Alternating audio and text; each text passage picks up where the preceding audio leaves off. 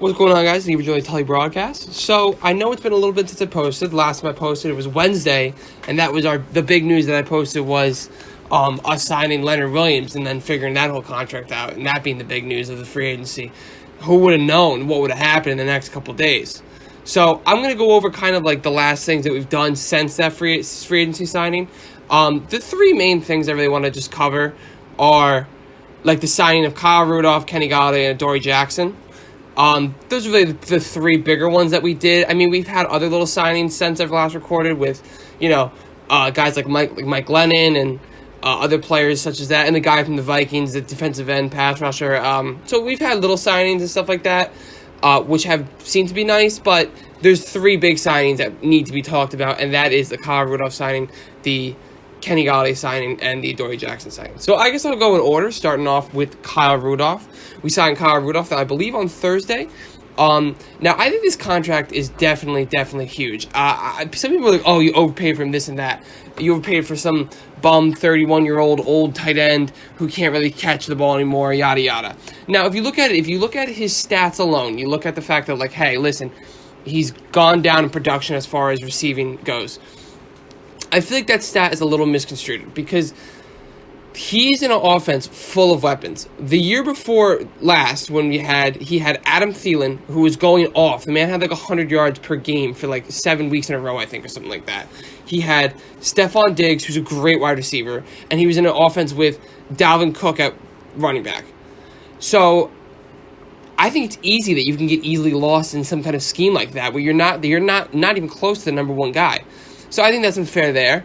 And then you had then the year after, it's pretty much the same offense, but instead of it being Stephon Diggs, it's a younger Stephon Diggs and Justin Jefferson with a nice deep threat. So clearly, and he was split in time too with Irv Smith. So clearly, I think it's unfair to say that this guy can't catch or anything like that and is done as far as the receiving game goes. I think that's kind of BS. One thing I'm really excited for is that he is a great pass blocking tight end. He is like top 5 in pass blocking tight ends. And he can also, I mean, you guys say he can't catch the ball, but he can. He definitely can. I think he had like one drop last year or something like that. Now, yes, has his numbers gone down? 1,000%. 1,000% they've gone down. But that does not mean, I'm more attributing that to the fact that, he's just a little, he got lost in that offense as far as not being the top guy. But man, can he catch the ball, and I'm really excited to see what he does, especially due to the fact that he's a red zone threat for sure. Exactly what we need. We were awful in the red zone, if you remember. I was always so nervous. I was like, well, we're in the red zone. Good luck. I was always so nervous when we're in the red zone. Having him as a red zone threat is huge. Now, I really do wonder if this means they're going to trade Evan Ingram away. I hope to God this means they trade Evan Ingram away. I don't think it will, and I've seen some reports too saying that like, oh, this move when we first did it was like didn't have any indication as far as we would trade Evan Ingram away. But I don't know. I mean, I definitely think we're listening.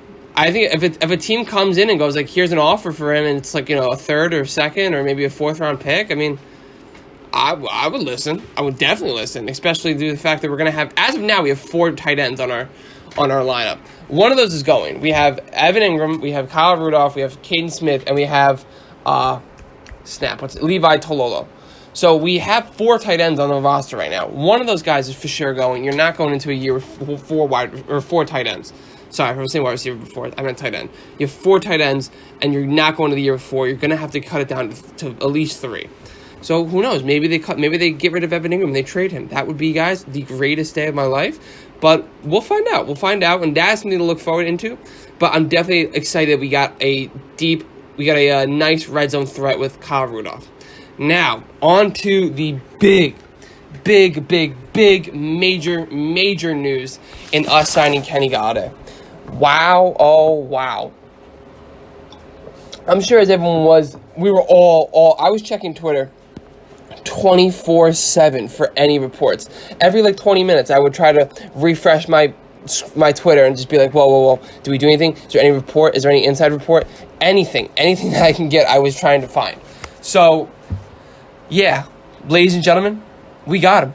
We got Kenny Golladay. We got our number 1 wide receiver, and I'm so excited for this. I was so enamored. I was so confused when the Lions did not franchise tag him. I could not believe it when that first happened. I'm not sure why. I think there might be a little bit of turmoil there, but clearly he went through the ringer as far as answering Joe Judge's questions. So I'm sure he's a pretty good guy. But when they didn't franchise tag him, I was like, oh my god, maybe this happened. And then he got a pretty bad deal from the Bengals, which everyone was like, oh, it's crap. And then he got another deal. Then he got asked to talk to the Bears, which didn't really go well. And then he had some other reports where he was maybe going to go talk to the Ravens, which didn't obviously go very well either because he didn't do it. He signed with us. And then we had the 3-day slumber party. So we had a lot going on. I am so excited for this trade, this move. This move is enormous, dude. It is enormous. And I definitely am excited to see what this means for our draft. Now, this probably means we have no more money at all. We probably have no more money as far as free agency goes. I've heard of reports saying that we're probably going to try to restructure some contracts and give extensions to guys that we feel are going to be in the long-term deal. So as far as James Bradbury probably, and Martinez too, we'd probably give him an extension on his deal so that we can kind of make some more wiggle room for us cap-wise. But I do not expect anything more big, Giants fan. And I don't think we should, especially with the fact that we signed the next guy, Adoree Jackson, I'll talk about later. But there's nothing else really we can do.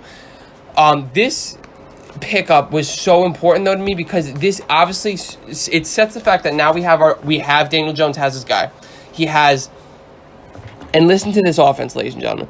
He has at wide receiver number 1, he has Kenny Golladay, Darius Slayton at number 2, Sterling Shepard at number 3, and John Ross is his third option. He has 4 great wide receivers. John Ross is not that great, but he's a speed demon, and maybe he gets a new life, a second life coming with us. He has 4 great wide receivers. He has Kyle Rudolph, and Evan Ingram maybe can be good this year. But mainly Kyle Rudolph I like more than Evan Ingram. But he has those 2 guys. He has 2 pretty good tight ends. People consider Evan Ingram a top 5 tight end. I don't get it. But he has 2 of them. And then he has Saquon Barkley at running back. Listen to that offense. Listen to that offense. That offense is ridiculous. We have not had something like this literally in years, Giants fans. It's been years since I've looked at our offense and been like, wow, I'm actually, it's crazy to say, but I'm proud to say now that I'm a Giants fan looking at this team now and the new additions that we made on our offense. The only thing I'm a little worried about, though, is our young offensive line. Our offensive line is super young. We have Andrew Thomas, second-year player. At left guard, as of now, it was Shane Lemieux, second year now. Nick Gates is a third year, I think, or something like that. Same as far as Will Hernandez. He's his third or fourth year too. And then we have at right tackle, we have either between Nate Solder, who's a very old kind of bum now, or Matt Pert, who's in his second year now too. So that offensive line is extremely, extremely young with a lot of question marks.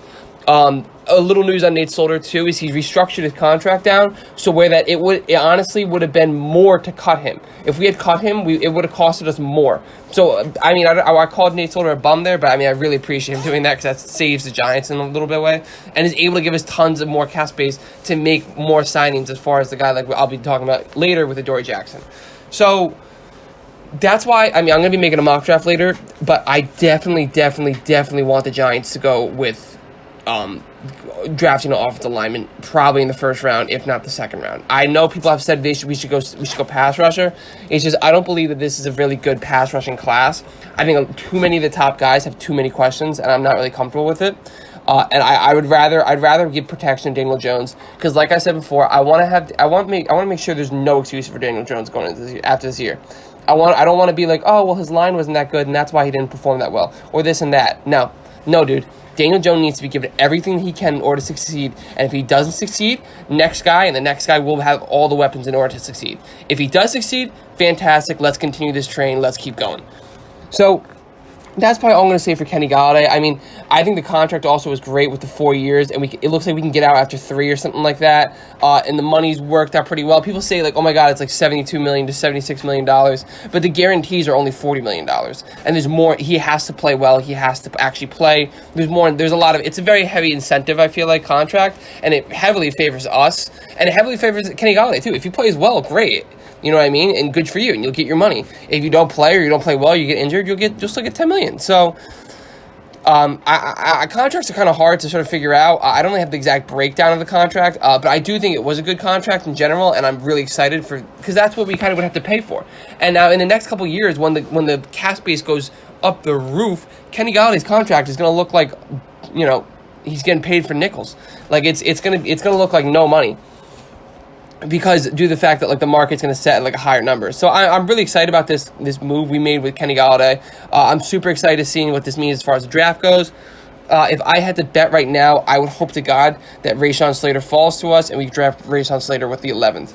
I do not want another weapon. I don't think it's needed. I think it'd be overkill at that point. I really, really want to address other parts of this team that are maybe slacking a little bit as far as the offensive line goes.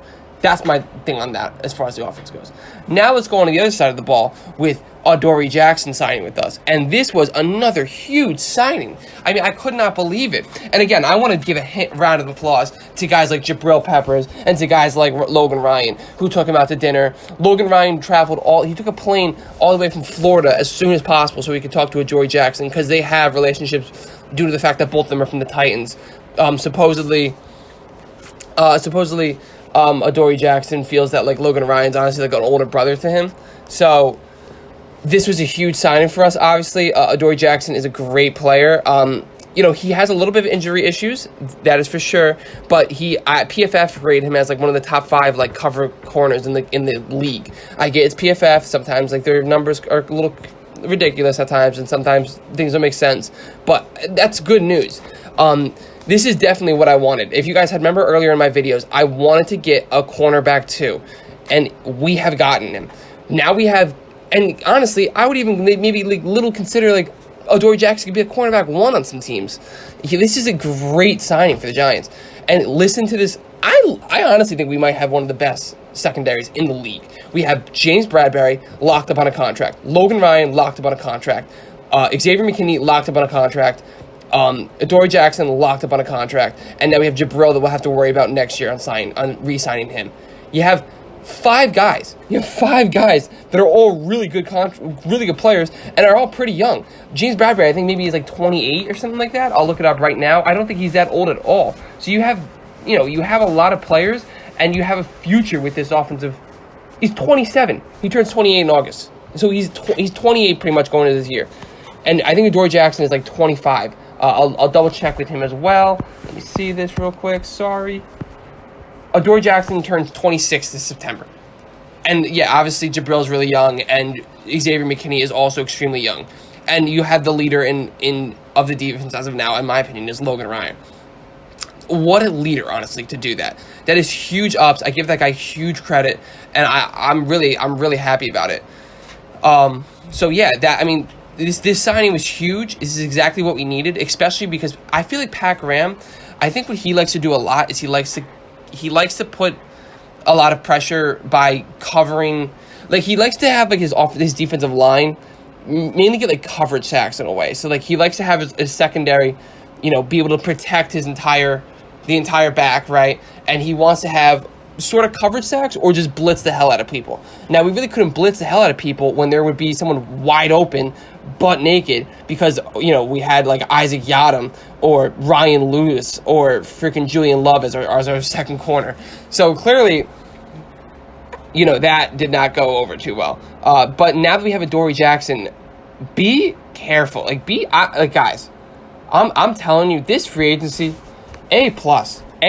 I give it a solid A+ to either, to whoever. If it's either, Dave Gettleman or Joe Judge, I don't give a rat's ass. I give this an A+, A+ of free agency. This was a great free agency. I'm really excited to see where this goes. And yeah, we are legit. I think we're probably one of the better teams in the NFC East for sure. Not obviously. I think we're probably the best team in the NFC East and have the best future. We have an extremely young defense. We have and a lot of players are all locked up. We have extremely young offense. We have pieces. We are I honestly think we're in low-key win now mood. I honestly think it's playoff or bust in my opinion. I think we need to make the playoffs in order for this to be a successful year. And I think we will. If everyone stays healthy, I don't see how you're stopping Saquon Barkley, Kenny Golladay, and all the other cast of wide receivers that we have now, and with a decent offensive line. I don't see how you're stopping this one of the best secondaries in the league with a little bit of a nice front seven. I don't see how you're stopping that. I do not. So yeah, I'm really excited to see where we go with this, and I appreciate you guys listening. And yeah, I would definitely be doing more. Now we're kind of, I honestly think as of now for Giants, I think the free agency market is probably done for us. So now we're in pretty much like we're in draft situation now. I'm gonna be bringing on other guys and stuff like that to be talking about maybe other teams and other NFL news. But yeah, I think this is a huge pickup, and I'm excited to see what happens. Thanks for listening.